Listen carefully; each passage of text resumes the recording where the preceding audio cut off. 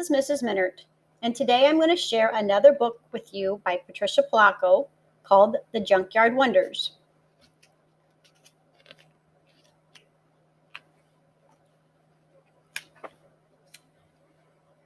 My heart sang as I walked to school with all of the kids on my grandma's block on the first day of school.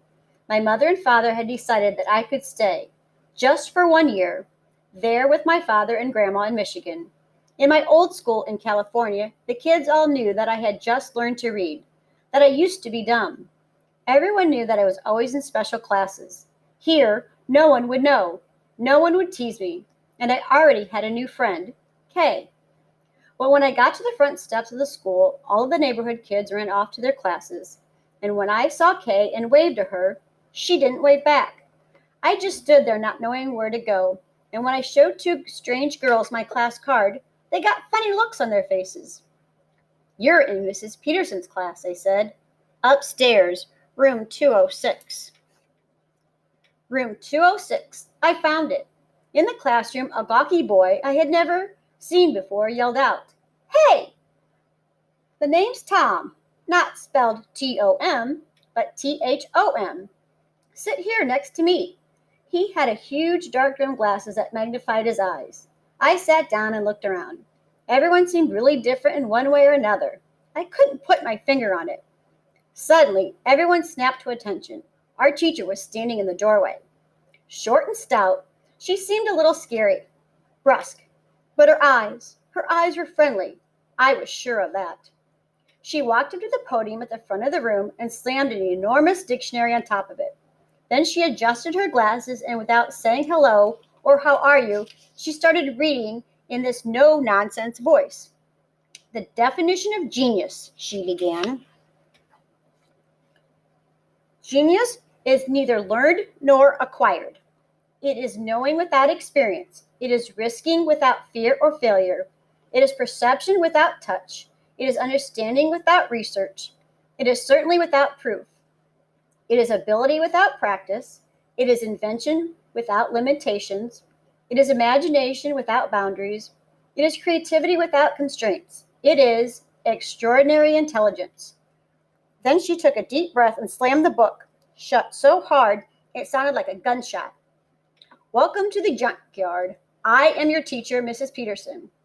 She started walking around the room looking at each of us. "I want you all to write the definition on the blackboard. Post it on your mirrors. Look at it every day. Memorize it. The definition describes every one of you." At recess that day, I couldn't wait to ask Tom, "Why is our class called the junkyard?" "Because we are. Didn't you notice? All of us. Different. Odd. Like stuff in a junkyard." He turned toward the playground. "See that super tall kid over there? That's Jody Beach. He's got some disease that makes him grow too fast. He's my bodyguard. No one picks on me when he's around." He smiled. "Over there, that kid? That's Gibby McDonald. He has Tourette's. There's Stuart Bean. He has diabetes. Me? Well, I have trouble seeing. They call me Sissy Boy because even so, I love ballet. It's my life. I take ballet too. At least I did in California." "I knew there was something about you I liked," Tom said. I felt I had found a soulmate in Tom, and since he thought Jody was nifty, so did I. But it only helped a little. When I got home that night, I told Dad and Grandma about my day. I tried to be brave and not let them know how I really was. But just as Dad was tucking me in at bedtime, I finally burst into tears. "Oh, Daddy, I've been put in a special class again. It's called the junkyard." "Junkyard? What junkyard?" my dad asked. "That's what everybody calls our class." "Darling," my dad said, "you are not a quitter. Stick it out for a month. If the class doesn't get better, I promise I'll send you back to California." I didn't tell him that I tried to sit with Kay and her friends at lunch. She said that junkyard kids couldn't sit at their table. The next day, Mrs. Peterson arrived in class with a basket full of small glass bottles. "Today," she said, "we are going to determine your tribes." She gave us each a vial. "Tip some of the liquid on your wrist." Smell? Some of you smell like lemons, some cinnamon, some almonds. Now, can you smell someone who has the same scent as you? They will be part of your tribe for the year. I stiffed my own wrist. Vanilla. We all strolled around the room, sniffing each other's wrists. I sniffed a boy's wrist who was wearing a homespun shirt, and he sniffed mine. Vanilla, we both said. My name's Gilbert McDonald. Call me Gibby. Then the two of us fanned out. I found a girl who smelled like vanilla. Looks like you are in my tribe, I chirped. She just smiled, but didn't answer me. Gibby came over with Tom. Vanilla, he announced. My bodyguard Jody is too. So Tom, Gibby, Jody, and I were a tribe. I asked the shy girl her name. She wrote it down on a piece of paper. Raven Sauls. Tom told me later that she hadn't spoke as long as he had known her. From then on, whenever there was a project to be done, Mrs. Peterson had the tribes work together. Raven never talked, but she was a whiz at math. Gibby had tics and shouted for no reason sometimes, but his father was a professor of engineering, and Gibby loved to build things. Boy, was he smart. Jody loved reading. Everything, particularly poetry. He even wrote poems of his own. Tom made all of us laugh. He was so clever. Me, of course, I could draw. So I became the official journal keeper. The borders were filled with my drawings. It wasn't long before Tom, Jody, Gibby, Raven, and I were best friends. We did almost everything together. Even after school, we visited Jody, who lived out on a farm east of town. His mother decorated cakes, and she was working on the tallest wedding cake I had ever seen. We all helped her. One night, Gibby's dad set up a telescope in his back field and invited the whole class over to look. We could see Saturn with our naked eyes, but with the telescope, we could see Saturn's rings. We never did go to Raven's house. She lived in a foster home, and I don't think she was too happy there. But her foster mother let her paint beautiful designs on silk from an old World War II parachute, which she brought to school to show us. My dad arranged for the whole class to go to a neighbor's farm and have a hayride that took us way off into the fields. Our class was special, all right. The Junkyard kids were pretty amazing to begin with, and Mrs. Peterson showed us how to shine. She even helped us make badges that said, the Junkyard Wonders. So you can be proud of who you are, she said. That day we got the badges. This mean boy came running up to us. Weirdos, retards, now you even wear dumbbell pins. A boy named Barton Poole grabbed the pin off my shirt. I started to cry, but then Tom and Gibby ran at Barton and his friends.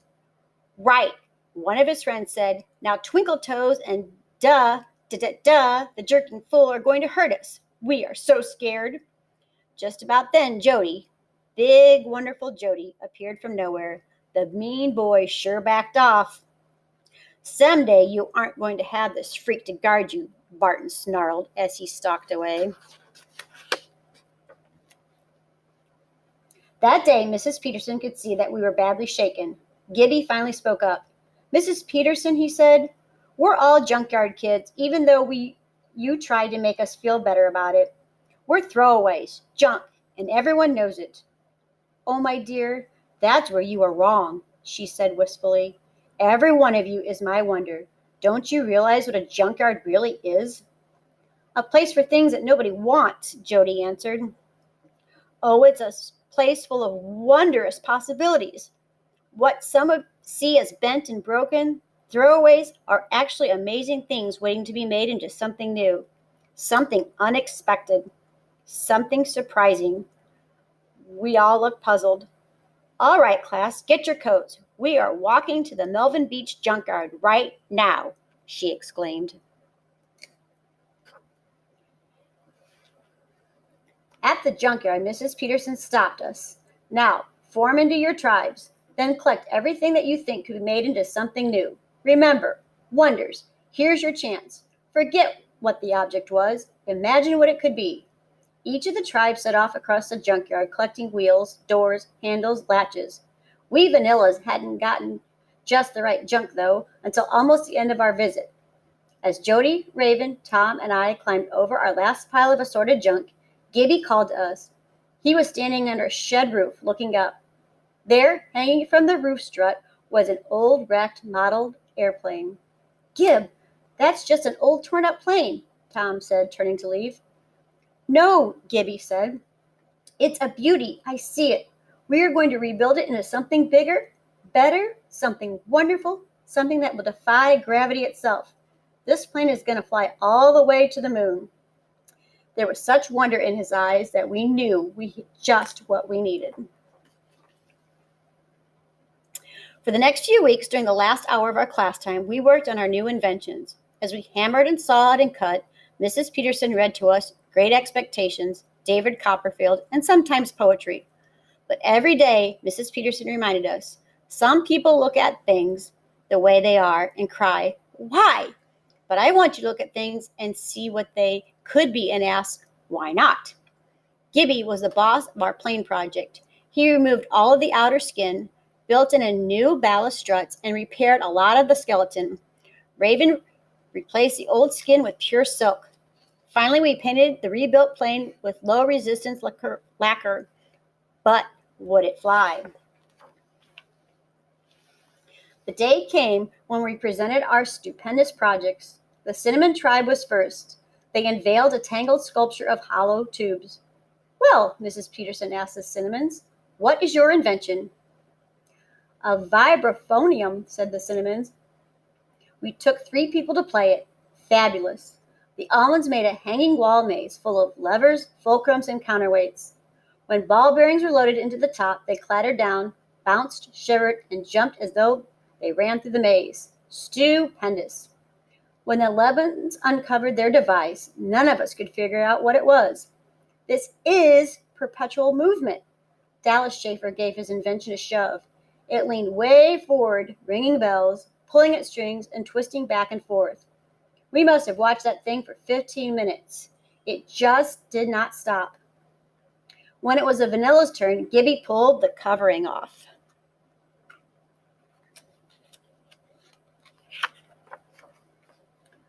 But there was just an old model airplane, Booth Schiffer called out. Wrong, Gibby shouted back. This here airplane is going to defy gravity. This baby is going all the way to the moon. Everyone laughed. Mrs. Peterson spoke up.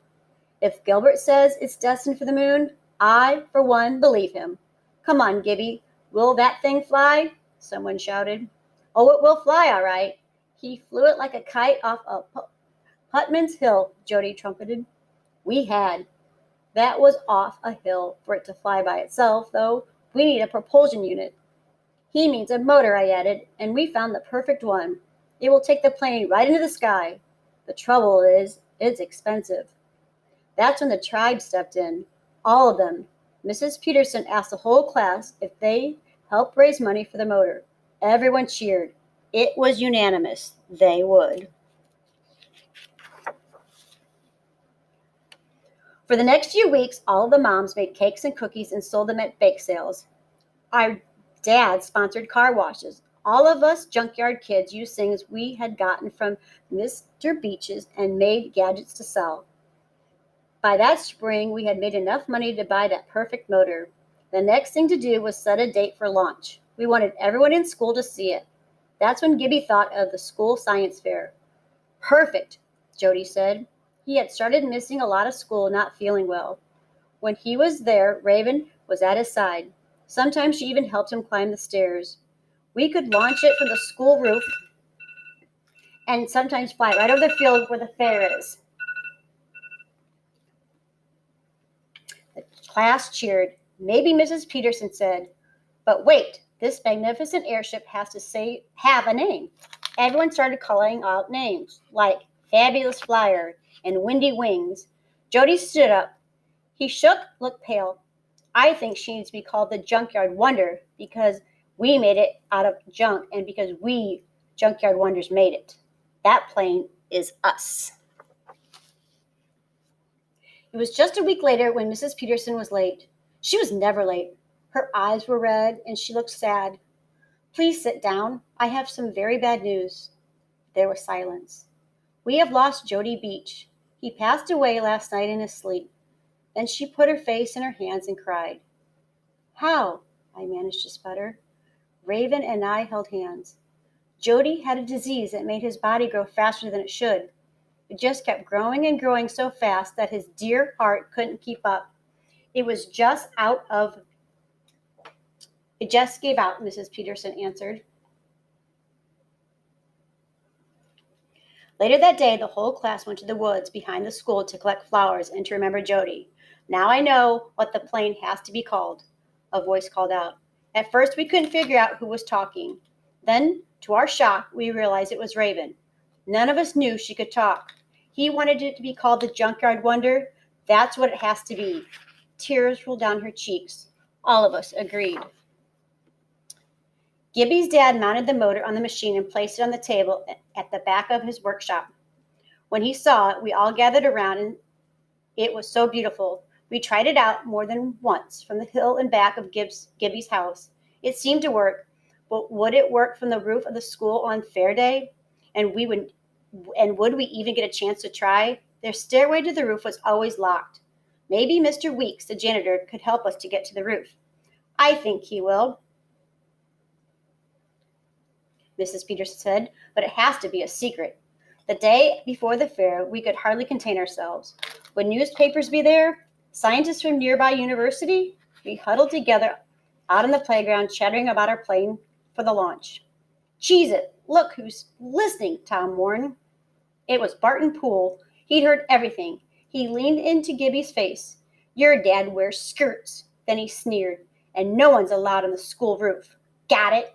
No one. And I'm telling the principal about your stupid plans.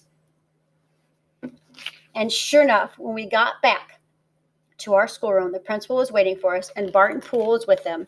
I've been informed of your plans for the science fair, Mrs. Peterson. There will be no launching from the school roof and no fuel-driven airplanes anywhere on the school grounds.